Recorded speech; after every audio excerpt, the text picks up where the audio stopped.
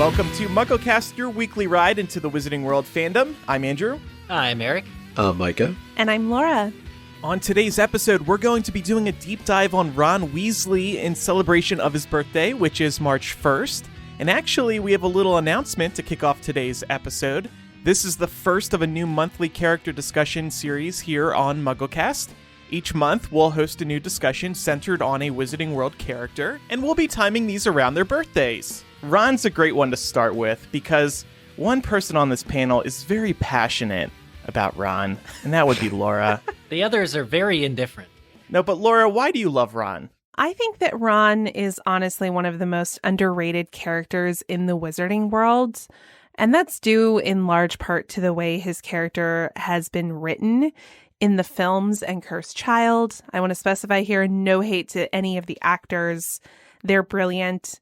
And some of these directing choices are not their fault. But we're going to get into celebrating some of Ron's greatest moments. We're also going to recognize the moments where he's not been so great because he's a complex and well-written character. And I think that it's going to provide a pretty strong contrast with the Ron that we're used to seeing portrayed in the media. Okay, sounds good. But first, Micah, you put together Ron's fandom ID. I did. Although I left out Ilvermorny because I wasn't exactly sure. Maybe we can place him in Ilvermorny, but full name, Ronald Bilius Weasley. Hearing that name always reminds me of Bill Nye. Bill Nye, yeah. Yep, same. Sitting down and talking to the trio about Dumbledore's will. He has a very strong emphasis on the Bilius. We all know that Ron was in Gryffindor. Wand, which this isn't the hand-me-down, and I feel like we're going to be talking a lot about hand-me-downs throughout this discussion. This is his official wand, 14 inches, willow, unicorn hair. This just makes him sound so sage and wise. Like, I think of somebody having a willow wand with unicorn hair.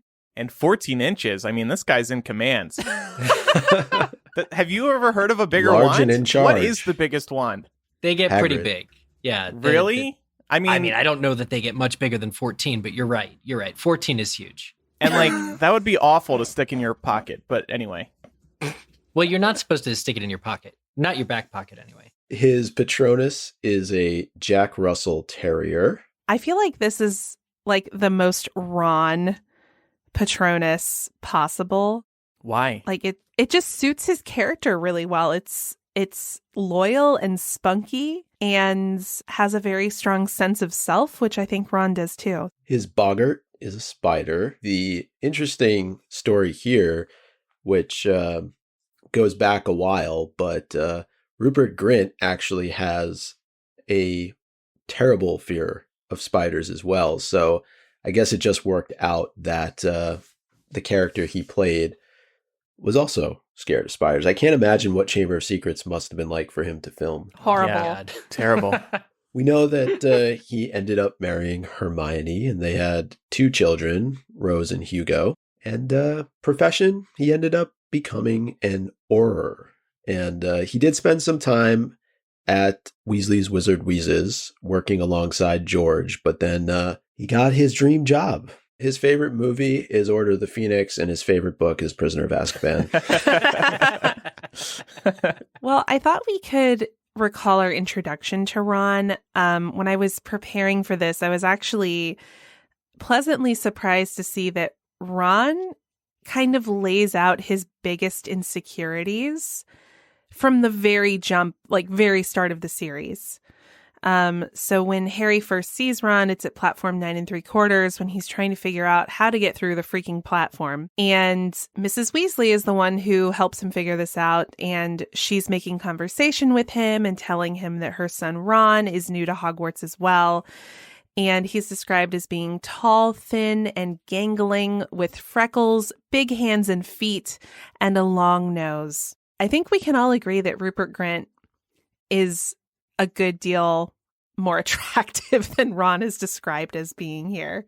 Yeah. They've never really followed the book descriptions too carefully. No, they definitely haven't. I mean, the biggest example, of course, is Harry's eyes. Not that they're going to cast around Harry's eye color. Oh, right. But for me, it's always the Dursleys too. Like Petunia's supposed to be blonde, and I just, after seeing Fiona Shaw, I just can't imagine it.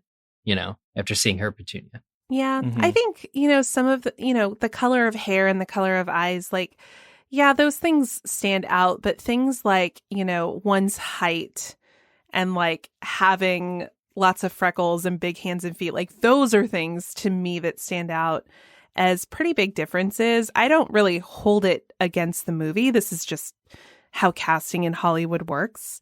But it's a good reminder because I think we've been with these characters for so long, and we watched, Dan, Rupert, and Emma grow up in these roles so they can kind of become interchangeable in terms of how we visualize the characters when we're reading. So I just appreciated the reminder. Mhm. Absolutely. And when writing all of the Weasley siblings, it's interesting that to see what techniques were used to distinguish them physically from each other, as well as in personality. We know that really the Weasleys are not really much that similar at all. And I'm sure that was a challenge in the writing to figure out, okay, Ron's going to be like the tall, lanky one. Yeah, exactly. I mean, I think that it ends up becoming a very easy sort of distinguishing trait in the movies to be like, oh, the Weasleys, they're just all redheads, right? But in the books, when you really dig in, they're actually pretty distinct with the exception of the red hair. There's more to them, okay? There is. What I loved about this was Harry's first conversation with Ron, though, when they're sharing the train compartment and Ron is providing Harry with a little bit of context about his big wizarding family. And it says that for some reason he's looking really gloomy, and he confides that he's the sixth in their family to go to Hogwarts and that he feels so much pressure because all of his siblings have already achieved everything that he feels there is to achieve.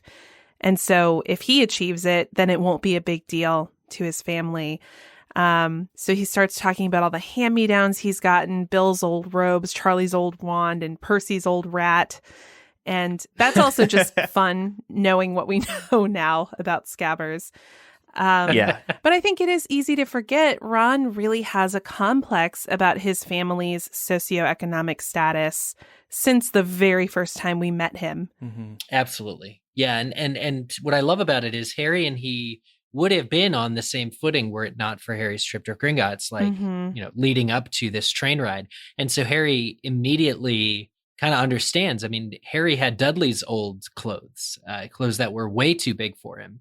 And they're sort of a natural connection and comparison between the two of them. And that's why Harry's like so willing to share. He buys the whole trolley because the sandwich that Molly has made for Ron does not look very appetizing.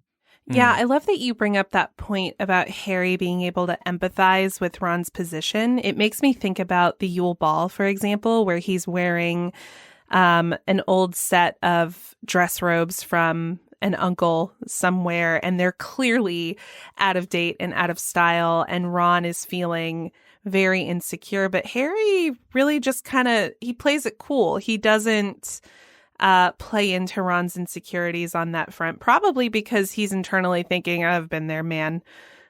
That sucks. I'm sorry. Yeah. That's Somebody true. once or recently asked me a question about that. Why didn't Ron just use magic to make those robes more appealing? He tried, I think. Oh, he did? Yeah, I think that he attempted to defrill the robes because they were very frilly and lacy, and I think he tried to do something to tone that down, but he wasn't ultimately very successful. So he still stuck out like a sore thumb in relation to everyone else in their brand new sets of dress robes. Man, he should have asked Hermione for help with those robes or something. Yeah. I guess maybe they weren't speaking. But if he asked Dumbledore for help, Dumbledore would have been like, you look fabulous. It's cool. He actually made him worse. Ron went to Dumbledore and yeah. Laura, when you just mentioned, though, that he had Charlie's old wand as a hand-me-down, it got me thinking, where is Charlie's wand? Like, what happened that he's no longer using it? He's just like, okay, you know what? I don't need one anymore. Here you go, Ron. Enjoy. I'm with dragons. I'll get them to, I think Charlie uses his dragons to channel his magic. Right.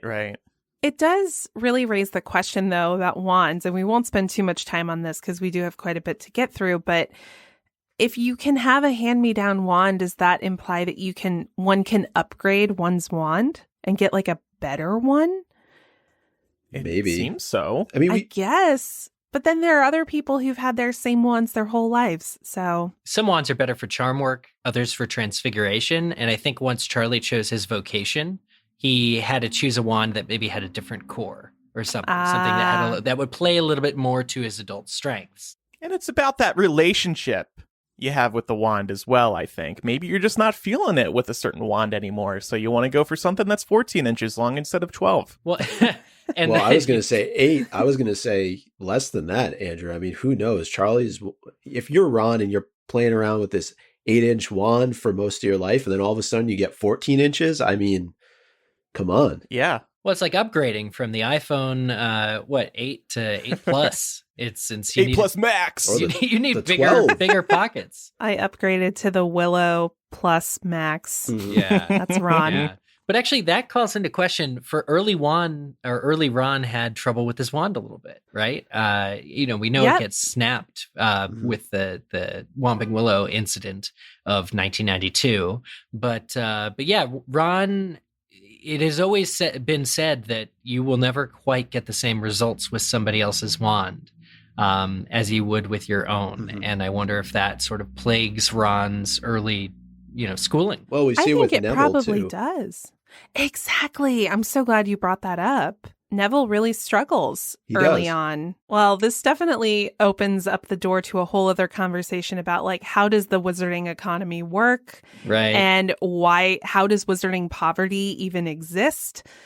And that could be a whole separate conversation. But I think y'all have really hit on something that is a common question about the wizarding world. Like, how is it that Hogwarts manages to run without anybody needing to pay tuition to go there?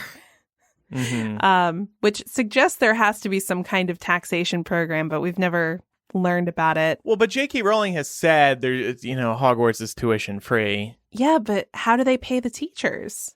They don't. They're doing it out of love. There's something called a duplication charm, and you can put it on money. Yeah, there you go. Well, back to Ron. Something that I thought was really interesting. So Ron is a Pisces, if you're into knowing what people's signs are. I also looked up Hermione, and she is a Virgo, which is the opposite sign to Pisces. There you go. Do you know enough about horoscopes? Are opposite star signs? Is this like a Paula Abdul situation where opposites attract? So I think it depends on the interpretation.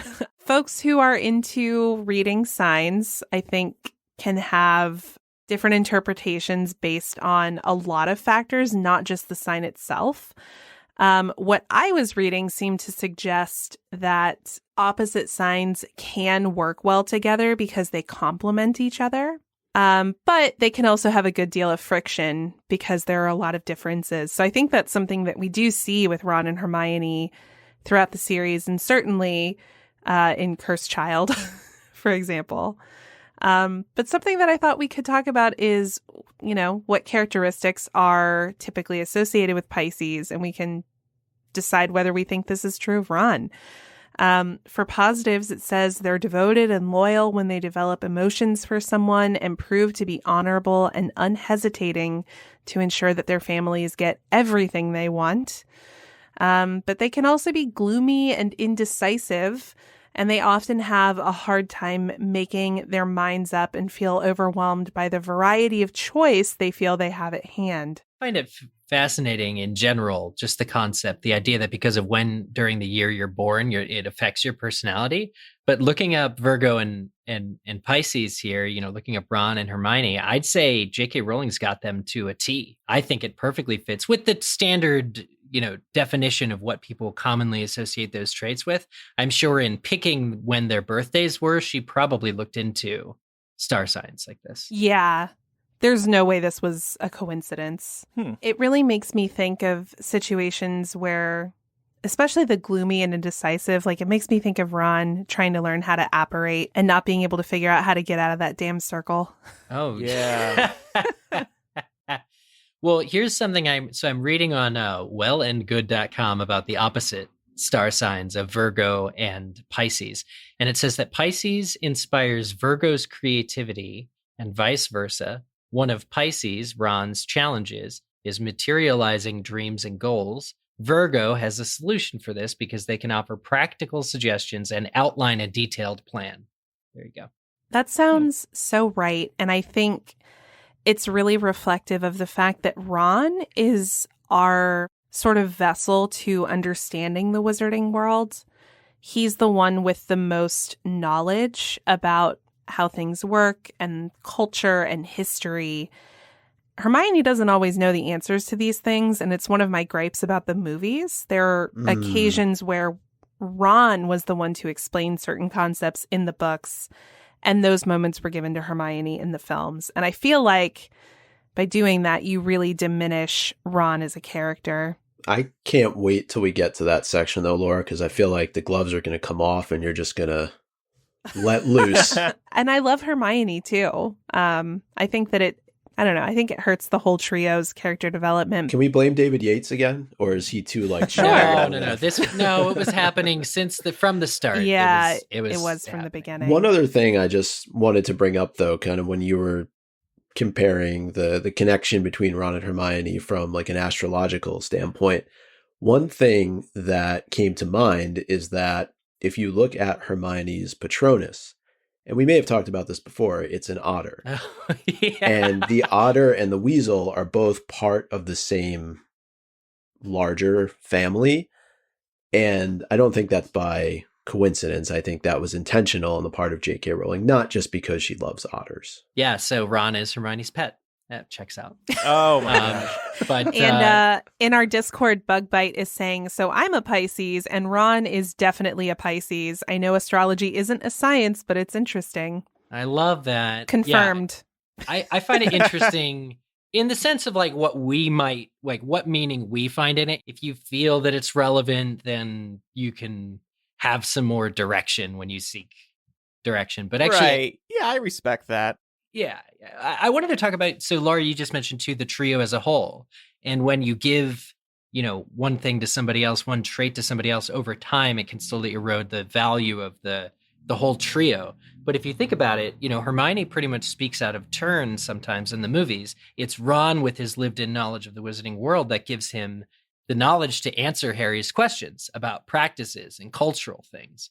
And so it's kind of, I want to say, very smart from a character design perspective that Hermione, who's super, super academic, is not actually born in the wizarding world. So it's kind of humbling for her. She doesn't have the answers. There are some things that only being in the world from childhood can give you the experience and knowledge of, and that's what Ron's value is. Definitely. So taking that away from him is a huge knock. Is it fair to say, though, if you look at Ron and you look at Hermione, Harry is somewhere in between in terms of knowledge of the wizarding world? I want to say he's in between and he's also outside because Harry's the hero, right? So he's got to be off doing hero things. And it's like Ron and Hermione struggling to play off of that and give him the support that he needs. Yeah, I'd agree with that. Well, let's turn to the books, and I wanted everybody to come up with our favorite book moment for Ron. This is a little different than talking about MVP moments. We'll get to those here quickly, but what are the moments that we feel like really capture, highlights for Ron or big character development moments? And patrons, you can also share yours in the Discord, and we'll read them on air. Mine is when Ron became a prefect, because it was nice to see Ron finally have something that was truly his own, something that he earned, because for the years leading up to this, he was basically living in Harry's and Hermione's and his older brother's shadows. I just loved seeing Ron get that. And reminder, Hermione couldn't think of a reason why Ron was being made prefect. She was taken aback. She thought it was going to be Harry. It was pretty shocking, and I think it damaged Ron's reputation amongst readers. The author was trying to imply that Ron, as he's been stereotyped over the years, hasn't really accomplished anything. For Hermione to say that he hasn't earned it was a big deal because readers have been trained to believe anything Hermione says.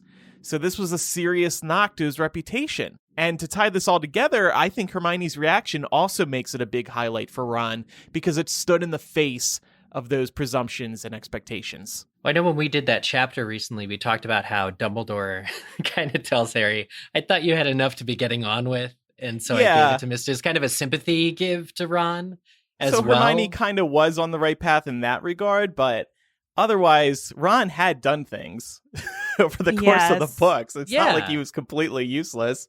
And Hermione should know that. He's more responsible than anyone. too. It's not like he's Fred and George.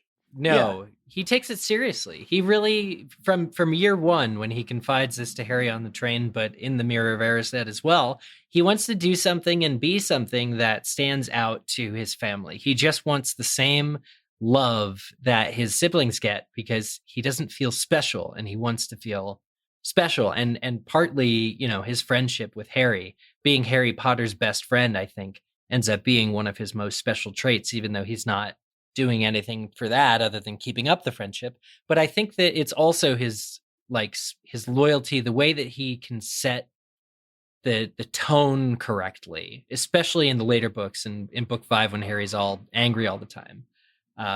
You need somebody like Ron who's able to cool him down. And Ron actually doesn't hate that role. He leaps to it.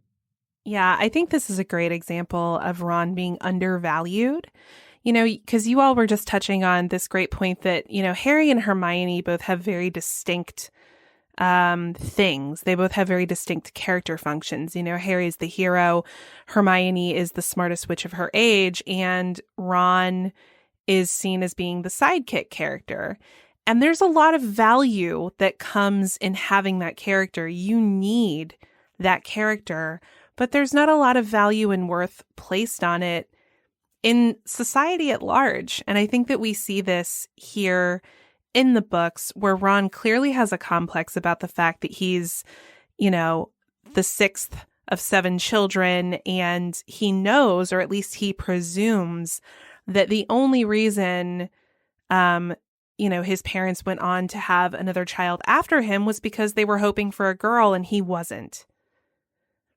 And that's a lot.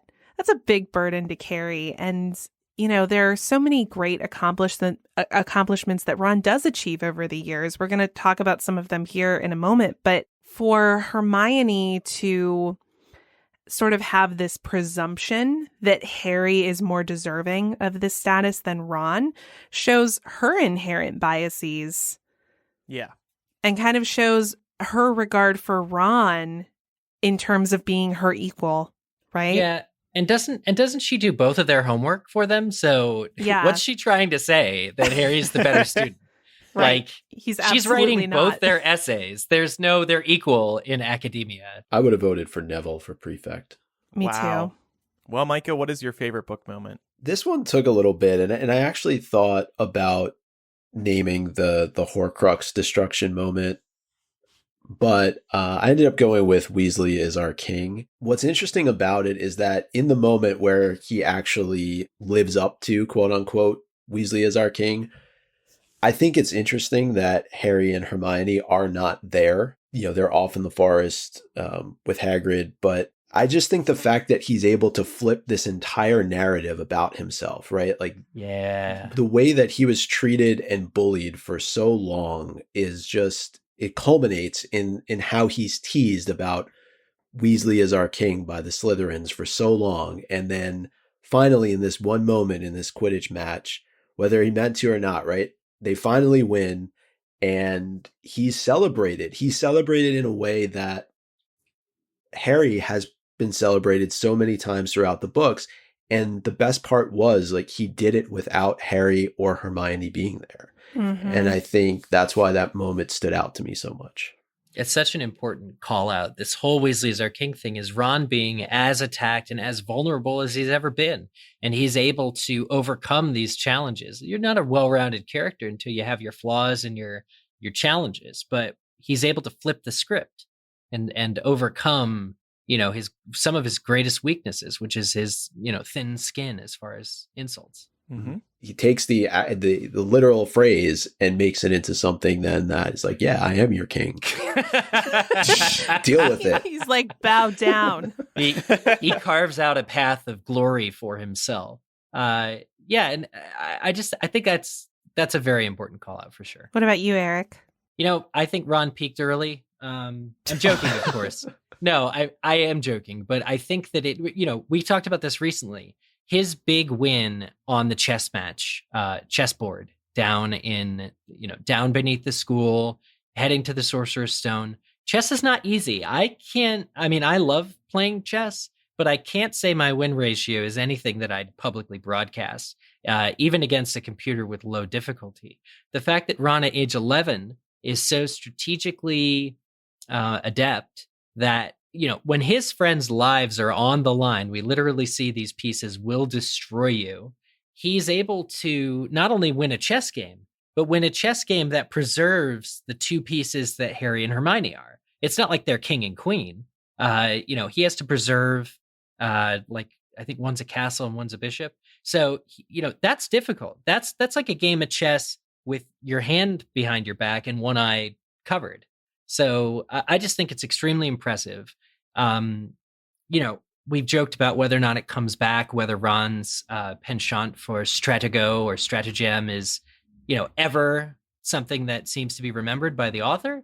But early on, it really is a winning moment. And most importantly, what I want to get into is Ron's willingness to self-sacrifice. Mm-hmm. Because in order to win this chess game, he must sacrifice his own knight. And he tells Harry, he says, it was always going to be you that goes forward from here. And, at age 11, this is very depressing stuff to be like, you need to go on when he thinks he's going to maybe die. But he's much more of the hero for it. I think Ron's best quality is his, he's never sure about where he stands in the world, but he has the bravery and the courage of a Gryffindor to plow through and do the right thing. He's got a good heart and he cares about his friends. Yeah. It's the courage here that makes me think this is one of his best moments, especially at this age. Agree. Knight to A5! And actually, this is something that is really resonating with people in the Discord. David said, I wish Ron's arc in books 5 and 6 had not been him getting into Quidditch. It should have been about him becoming a Wizard's chess champion. That was such a big deal in book 1, and it never comes up again. Nicole Loves Universal says, yes, I'm re-listening to book 5. Will it work? And he definitely could have gone the chess direction.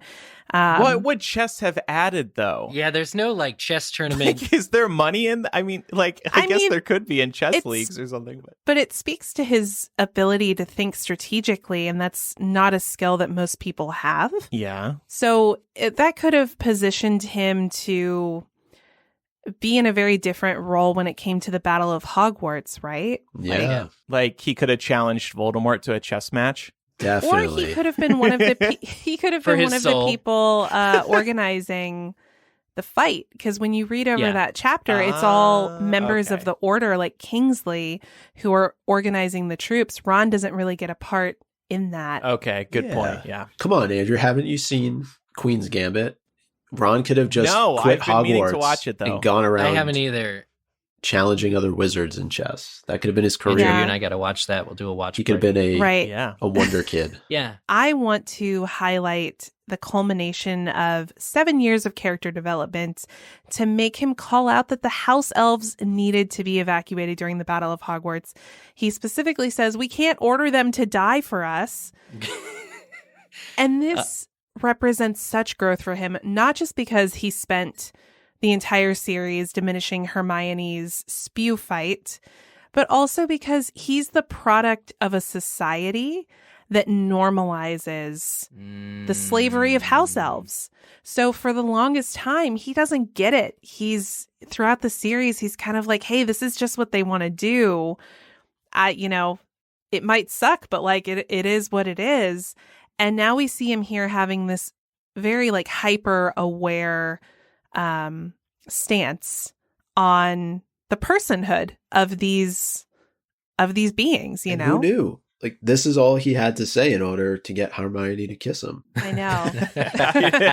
All he had to do was be like, "Oh, they matter." Mm-hmm. Yeah, I mean, low bar. This is always the classic trivia question, right? Everybody thinks that they kissed in the Chamber of Secrets, and it's actually right after this. MD Acne is back to sponsor this week's episode of MuggleCast. Many of us have been dealing with acne for a long while, and no matter how much time passes, no matter how many spells or potions we try, it still doesn't just go away.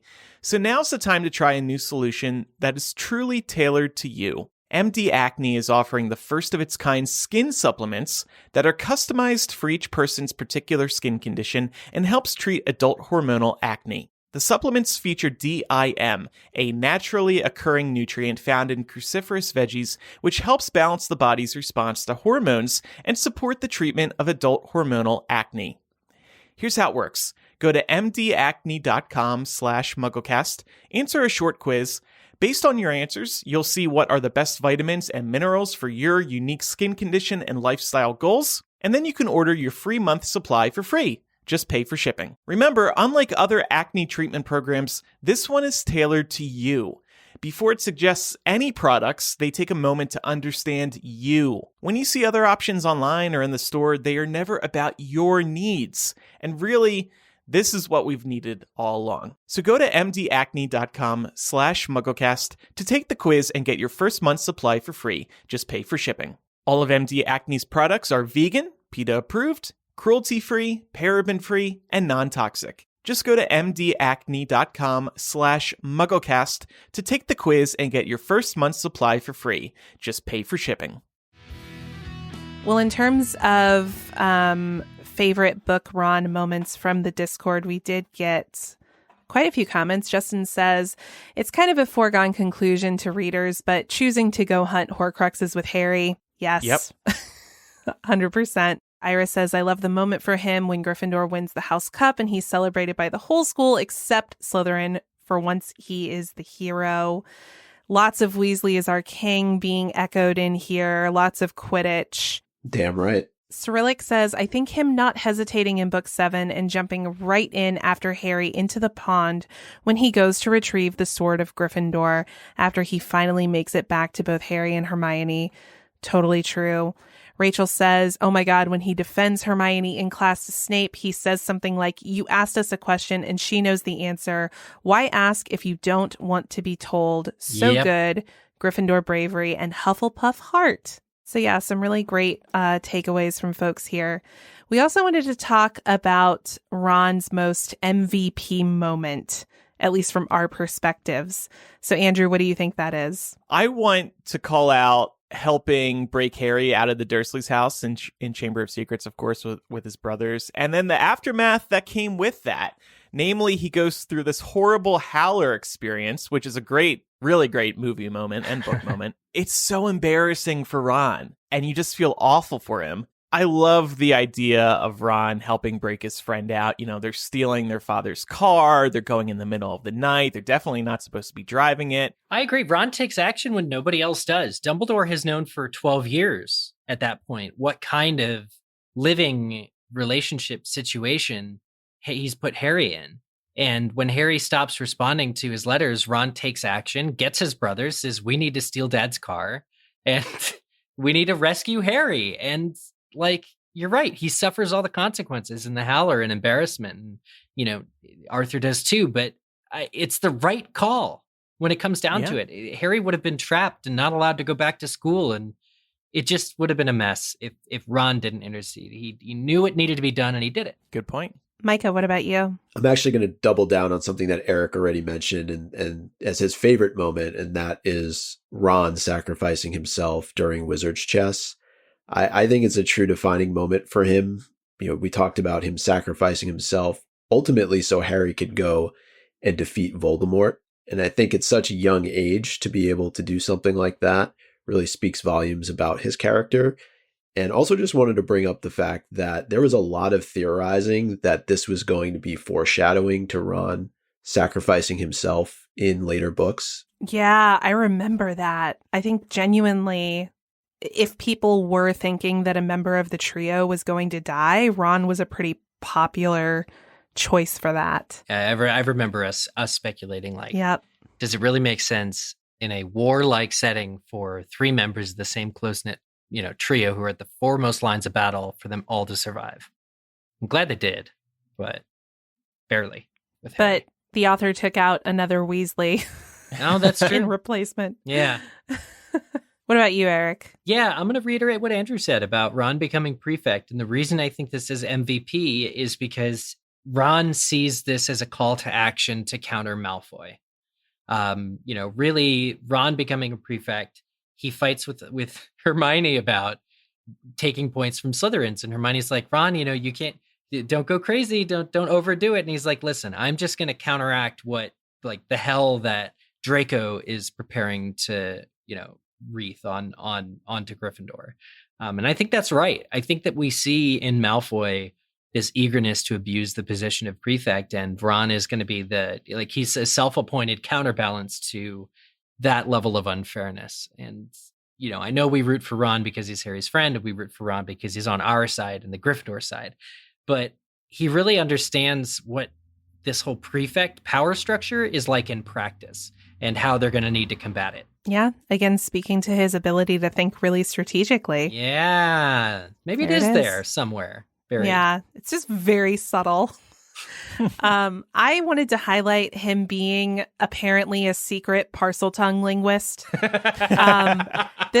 This moment from a writing perspective feels kind of lazy to me. Yes. 100%. It comes out of nowhere, but I think that it could have been really well done. I think that over the course of the books, there could have been character development to lead Ron up to this moment. It's just unfortunate that it didn't happen. But I still think that it speaks to Ron's, again, sort of like overlooked abilities. So I'm going to give it to him. They needed it. I like how you're giving him the MVP on the possibility of this being better. Well, yeah, because I think that he didn't get the same kind of focus in his character development as Harry and Hermione did to make their achievements more believable. I believe that Ron could do this. I just think that much like his tendency towards being really skilled at wizard's chess, I just don't think that we got the justification for this, He definitely had secret study sessions with Voldemort. Wow. I mean, if Ron can open the Chamber of Secrets, Dumbledore can. Like, come on. Like, we've read the cave scene. Like, Dumbledore clearly never set foot in Moaning Myrtle's bathroom since the day she died. Never did. Security nightmare. Yeah. Well, that's back to last week's episode of why didn't anybody interview Myrtle's ghost? We also want to celebrate Rupert Grint's portrayal. Even though we've got some gripes with the movies, I think we all agree that Rupert Grint was perfect casting for Ron. So what are some of our favorite movie Ron moments? This is going to be random, but Ron throwing up the slugs. Again, in Chamber of Secrets. I'm a huge Chamber of Secrets fan when it comes to Ron. It's just so goofy.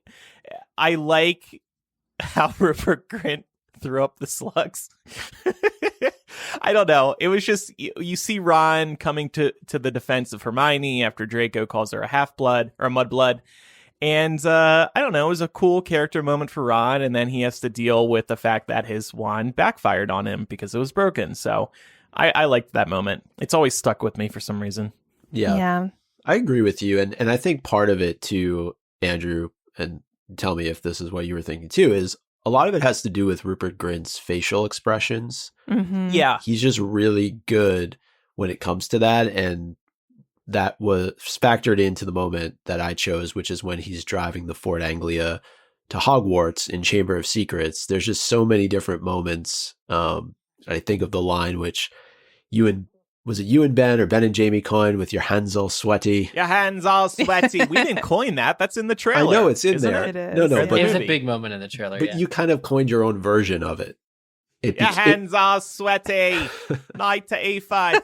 Well, and in both of these moments, Ron is showing a lot of courage and drive. Mm-hmm. Pun not intended. and it backfires on him in both situations. And maybe that's why we like these scenes where we're seeing him really give it a good shot and things don't go how they plan. And again, with the facial expressions, like when he learns that classic the Hogwarts Express is literally right behind him. I don't know if his eyes or Hedwig's open wider, but oh dear, we are in trouble. Uh-huh. When they land in the Whopping Willow, and he's like, Harry, and then you hear like a snapping branch. He's like, what's that mean? And it's the highest squeak possible. It's like unbelievable. It was before puberty. Yeah, honestly, I think some of this is a testament to the fact that I always felt like in the earlier films, Rupert had the strongest performance of the trio. That's just my opinion. I think that they all kind of leveled out and were on a more even playing field later on in the series. But I did find his performances to be the most engaging in those first three films. It's really interesting. Yeah, for me, in terms of top Rupert moments, the scene with Seamus and the Gryffindor boys. Does anyone else have a problem with Harry? So you know, at that point, Ron, Rupert grew and he is tall and he is lumbering and he's got some muscles. And he's threatening. He's like, "Listen, I'm going to defend my friend, and this is going to be okay. Like I believe him. I believe Harry." So that was amazing in the movie. And then of course the unfortunate Romilda Vane love potion consequence with Slughorn in movie 6.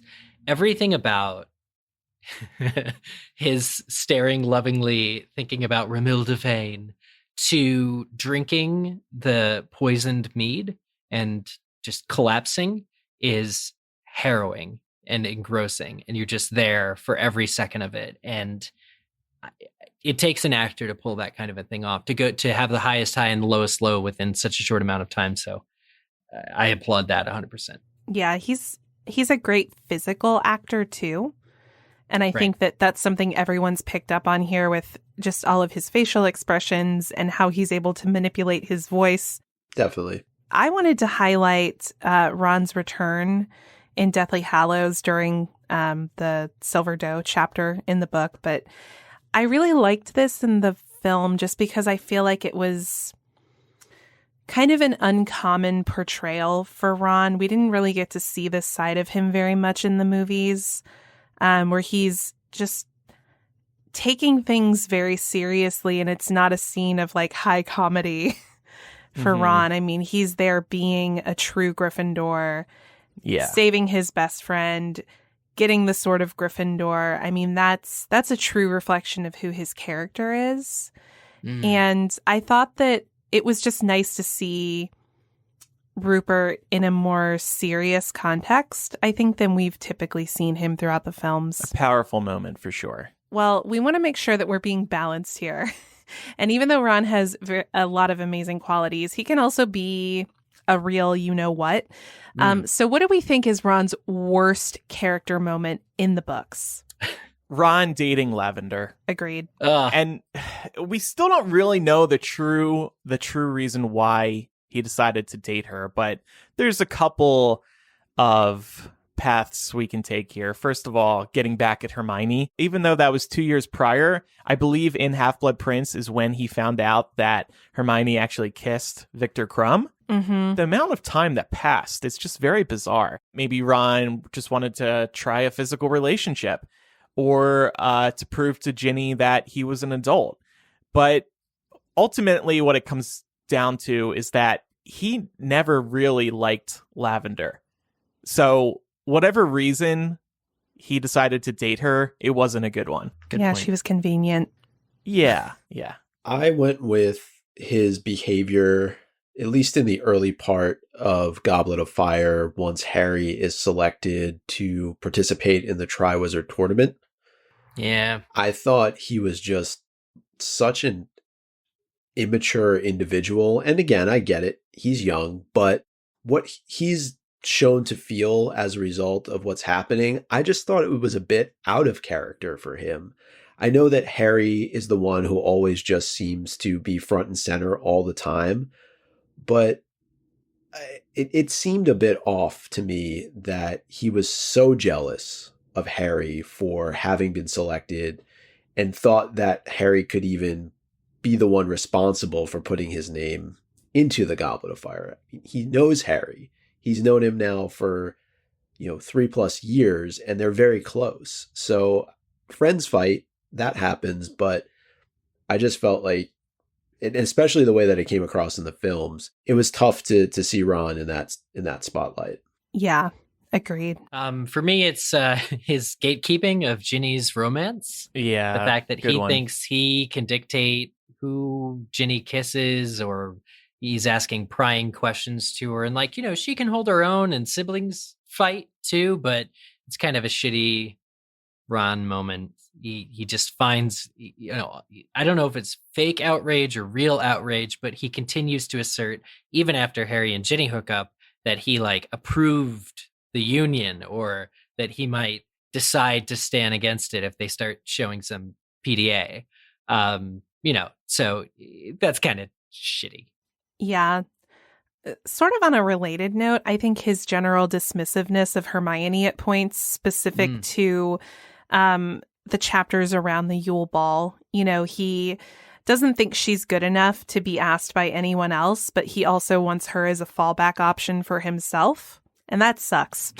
Speaking of things that suck, we can go through this list here in host order of moments that were stolen from Ron and given to Hermione in the movies. Surely this has never happened. So I can feel justified. I'm glad we're finally laying out a list on the show here. And yep. One thing that actually came to mind earlier when we were discussing this a little bit, I thought about that conversation that we got between J.K. Rowling and Steve Kloves once the films were done, and we learned that Steve Kloves' favorite character is Hermione. So I wonder if that is part of why she ended up with so many of Ron's good moments. Oh my God. If they need to adapt Harry Potter into a TV show, the writer should be a huge Ron fan. So, yeah, good idea. So in Sorcerer's Stone, in the Devil's Snare scene, here's how it goes down in the book. Hermione says, "Stop moving. I know what this is. It's Devil's Snare." Ron says, "Oh, I'm so glad we know what it's called. That's a great help." Hermione says, "Shut up. I'm trying to remember how to kill it. What did Professor Sprout say? It likes the dark and the damp." Harry says, "So light a fire." Hermione says, "Yes, of course, but there's no wood." And then Ron says, "Have you gone mad? Are you a witch or not?" And then in the movie, Hermione says, "Stop moving, both of you. This is Devil's Snare. You have to relax. If you don't, it'll only kill you faster." Then Ron says, "Kill us faster. Oh, now I can relax." And he freaks out. Yeah. And nearly dies. Yeah, nearly dies. And Hermione has to be the one to save him. Mm-hmm. So there's actually another moment in Chamber of Secrets. Harry says, "Malfoy called Hermione something. It must have been really bad because everyone went wild." Ron's explaining it was bad. Malfoy called her mudblood, Hagrid. Hermione says, "But I don't know what it means." I could tell it was really rude, of course. He said, "It's about the most insulting thing he could think of. Mudblood's a really foul name for someone who is Muggleborn." Wow, those words are right out of Hermione's mouth in the movie. Yeah. A really foul name for someone who is Muggleborn, non-magic parents, a disgusting thing. Dirty blood, see, common blood. So they gave that defense. Ron knows it. Again, he grew up in the wizarding world. He knows the slang. He knows the curses. But his line goes to Hermione, and it goes to Hagrid instead. Yeah, This is a perfect example of what was brought up earlier about how Ron has all of this knowledge, and yet the knowledge of the world is given to Hermione in this case to explain to Harry. Also, good on Hermione for doing her due diligence and looking up wizard swears. Right. You think she stayed at home all summer and was like, let me make sure I know this. How might I be discriminated against? This next one is from Prisoner of Azkaban, with Harry and Hermione both saying, "Professor, Black's telling the truth. We saw Pettigrew. He escaped when Professor Lupin turned into a werewolf. He's a rat. Pettigrew's front paw, finger, he cut it off. Pettigrew attacked Ron. It wasn't serious." And in the movie, Hermione says, "Headmaster, you've got to stop them. They've got the wrong man." Harry, "It's true, sir. Sirius is innocent." And then Ron says, "It's Scabbers who did it. He's my rat, sir. Well, he's not really a rat. Well, he was a rat. He was my brother Percy's rat. But then he gave him an owl and I got... And then Hermione jumps in and says, the point is, we know the truth. Please believe us. And I think here it's diminishing Ron, right? It's again making him the comedic sidekick and making him seem like he doesn't have like full grasp on the situation. He makes it bubbling. Yeah. He's like he's exactly. not capable of getting out the words that he knows. In the book, he's very direct. Yeah, and it's also this like, oh, he's bedbound. He's not going to have much to do with the climax of this film. So we're just going to find a way to conveniently write him out while also explaining to the audience, if they didn't catch it, what's going on with Pettigrew and Scabbers. Right. There's also a moment, and we can end on this, from Goblet of Fire. It's where Ron asks Fleur Delacour to the Yule Ball.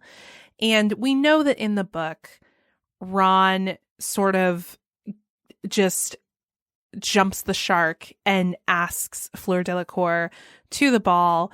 And it's because she allegedly had turned on her Vila powers as she was talking to Cedric Diggory to try and appeal to him. And Ron must have gotten a dose of it as he walked by, and that's why he asked her. But he's very self-aware about this in the book. He's like, I don't know what made me do it. What was I playing at? There were people all around. I have gone mad, right? In the movies, he's just completely mute. And Ginny becomes his voice and says, well, actually, he sort of screamed it at her. It was a bit frightening. And again, it's just diminishing Ron's character in this respect through his level of self-awareness. Yeah. He's just shooting his shot. And this is, just a handful of examples. There are plenty more. There are plenty more. Thanks to MuggleNet for that article that we just went through. We can include a link in the show notes. They have an example from each book. HelloFresh is back to sponsor this week's episode of MuggleCast. They are the makers of the most magical meal kits out there. With 25 plus recipes to choose from each week, there is something for everyone to enjoy. All recipes are designed and tested by professional chefs and nutritional experts to ensure deliciousness and simplicity. On average, over 4 out of 5 HelloFresh customers say HelloFresh helps them lead a healthier lifestyle with delicious low-calorie, carb-smart, and vegetarian options available each week. Count me as one of those 4 out of 5 people. What I love about HelloFresh is that the recipes are things I've never tried before, and they always blow me away. For example, I got my recipe card right here from one of my recent meals. Firecracker meatballs with roasted carrots and sesame rice. And this came with a firecracker sauce that you make. It is sweet, savory, spicy, and creamy.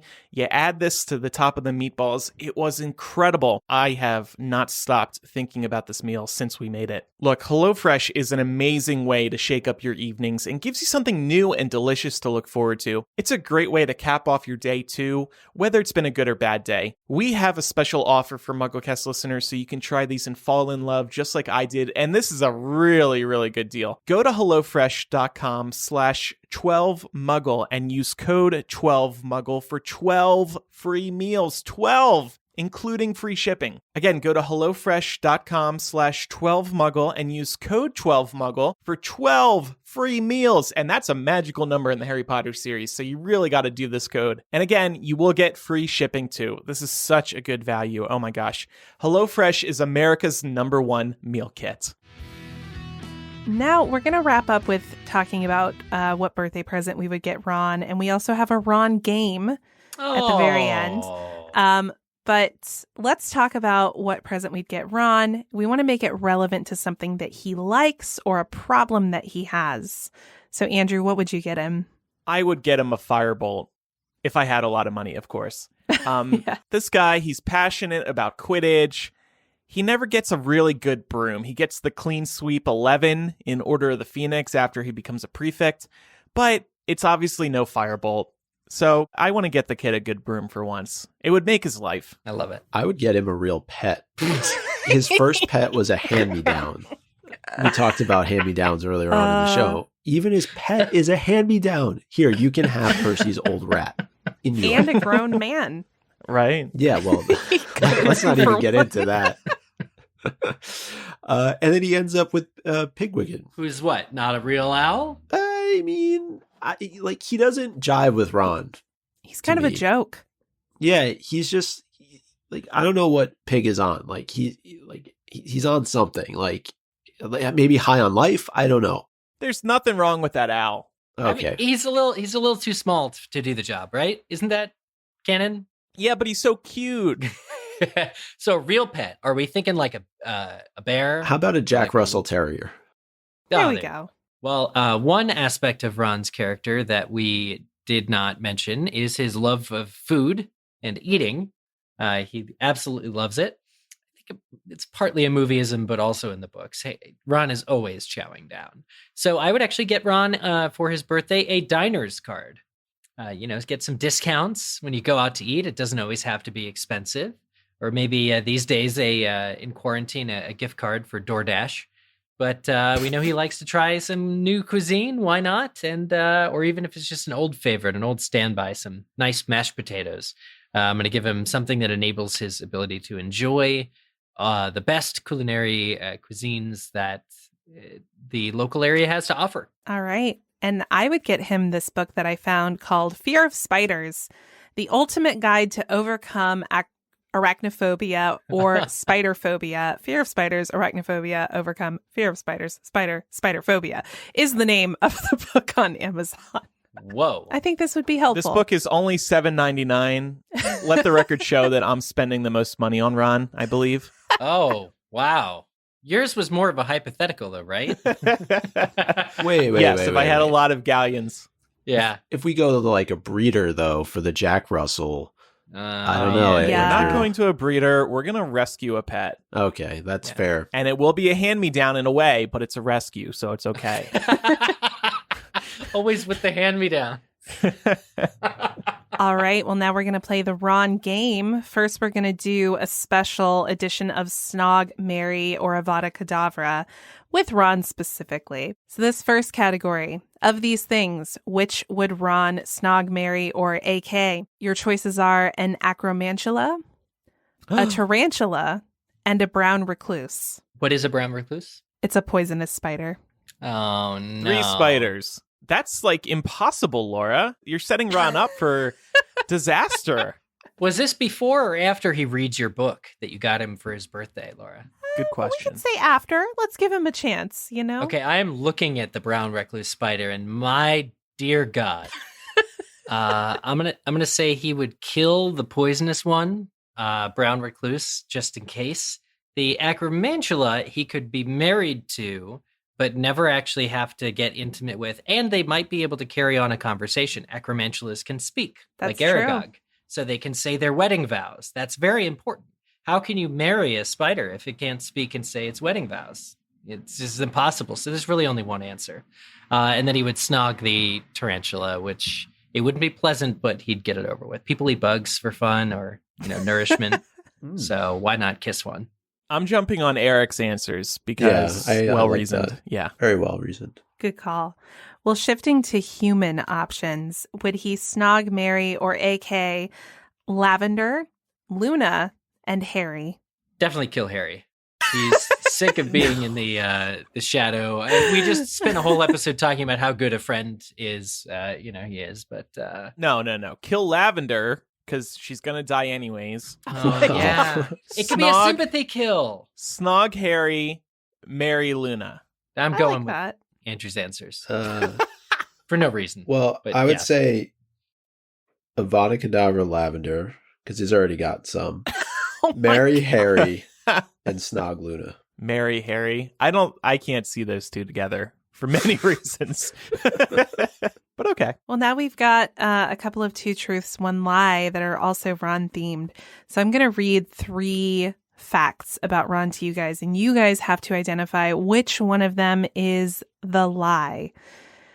So for this first round, the first option is Ron's birthday is March 1st. The second option is he once got his sister Ginny to eat an acid pop, which burned a hole in her tongue. And the third option is Ron nearly made an unbreakable vow as a child.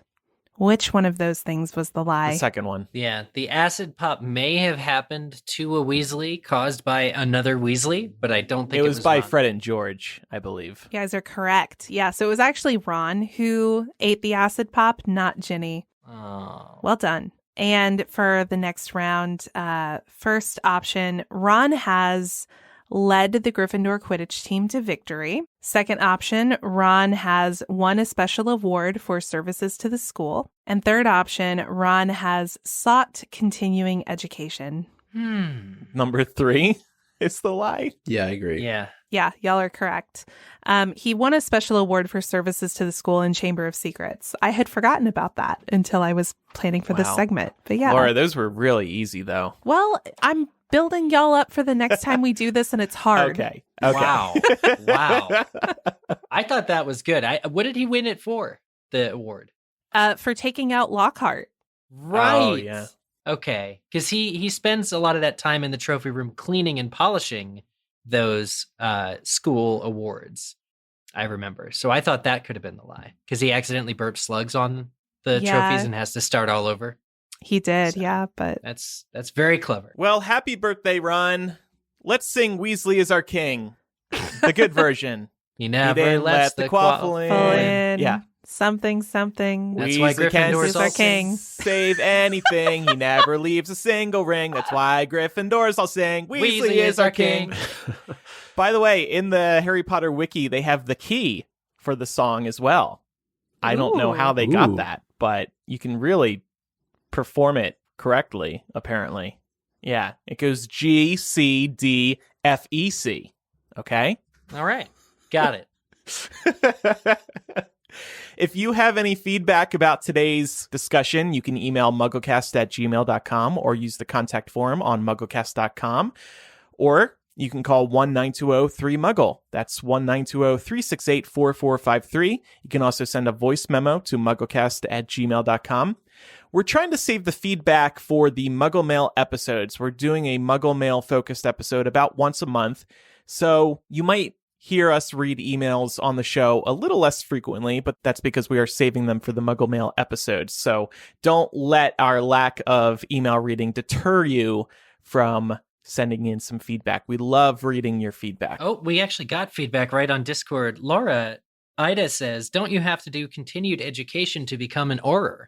There's Auror training. So that was something that I wasn't able to get clarity on because he definitely did not go back to Hogwarts. Right. But his first career after the war was to be an Auror. So I don't know if it's on the job training. But he got totally sure about that. He helped defeat Voldemort, so I feel like that Yeah. qualifies you Fair. without any Yeah, further but- education. He also did spend time at the joke shop. He helped George co-manage, so maybe he took some classes on the side. He's got good reflexes. Why? Where's Fred? Oh, don't make a bad Fred joke. But Ida, if you find some evidence to suggest that he might have done so, definitely let us know. Yeah, I think Tonks tells Harry about Auror training specifically when he meets her in book 6. I'm not sure. It's time for Quizzage. Last week's question, throwback to Sorcerer's Stone. After Neville falls off his broom, who tells Malfoy to shut up? The correct answer is Parvati Patil. We got several answers. People thought it was Harry. It's actually Parvati who says, shut up, Malfoy. Unbelievable. I think it's a movieism, too. I think that line goes to Harry. Of course. Yeah, of course. Classic. Can't wait to our episode where we talk about all the times Parvati was snubbed. Anyway, correct answers for Quizzage were submitted by Cheryl, Landon, Romina, Robbie, Allie, Caitlin, Taylor, Luna, Suhas, Bort Voldemort, Howla Wolf, Letitia, Elizabeth, Hannah, Ellen, Lizzie, Draco's Girl, Cassia, Catty Jane, Esther, Jude, Monica, Kaylin, Theodosia, Ella, Sabrina, and Stibba B, as well as Billy, Samira, Kelsey, Lisa, Emmett, and Shannon. Woo! Quizzitch is as popular as ever now that we have transitioned to the MuggleCast website. I actually got an answer thanking me for removing the Twitter requirement. So, guess people found it to be restrictive. Next week's question. This is Ron themed. Wonder why. What did Fred turn into a spider when Ron was 3? Okay. Submit your answer to us over on the MuggleCast website, mugglecast.com/Quizzage. Wow, and our web traffic is through the roof now. Fantastic. Thanks, Quizzage. We'll have to throw some ads up there. Yeah, time to make some money. We make people sit through like 30 ads before they can submit the Quizzage answer. That would be cruel. We would love if you took a moment to rate and review us on Apple Podcasts or wherever you listen to MuggleCast. Thank you in advance for doing that. It helps us reach new listeners and give potential new listeners a sense of the show. So thank you. You can also follow us on social media. We are MuggleCast on Instagram, Twitter, Facebook, LinkedIn, YouTube, all the places. We'd also love your support at patreon.com/MuggleCast. It's thanks to our patrons that we're currently a weekly podcast. And we also recently rolled out new benefits, including a monthly Ask Me Anything feature and a Discord server where listeners can talk with us and their fellow listeners all day, every day. Plus, as you heard earlier, we're now using Discord as a real-time chat room as we record each new episode. So again, patreon.com/MuggleCast is where you can pledge. And thank you, everybody, for listening to today's episode. I'm Andrew. I'm Eric. Micah. And I'm Laura. Bye, Bye everyone. guys. Bye. Oh, Weasley is our king. He never lets the quaffle in. Your hands all sweaty. Oh, sorry.